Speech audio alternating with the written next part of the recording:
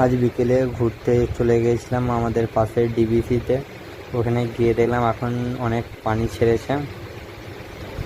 অনেক বছর পর ডিবিসিতে গিয়ে দেখলাম অনেক কিছু চেঞ্জ হয়ে গেছে। ডিবিসিটা এখন এখানে ল্যাম্প পোস্ট লাগিয়ে দিয়েছে, নতুন ঘর করে দিয়েছে। তারপর যে গেটগুলো খোলার জন্য যখন হাতের ব্যবহার করা হতো, হাত দিয়ে প্যাঁচ লাগানো মতো ছিল, সেই প্যাঁচ দিয়ে ঘুরিয়ে ঘুরিয়ে খুলতো। এখন দেখছি সেখানে মোটর সিস্টেম করে দিয়েছে। ডিবিসি অনেকটা এখন উন্নত হয়ে গেছে, আগের চেয়ে তুলনায় প্রচুর উন্নত হয়ে গেছে।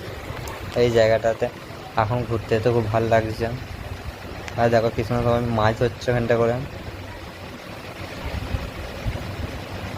বিকেল থেকে।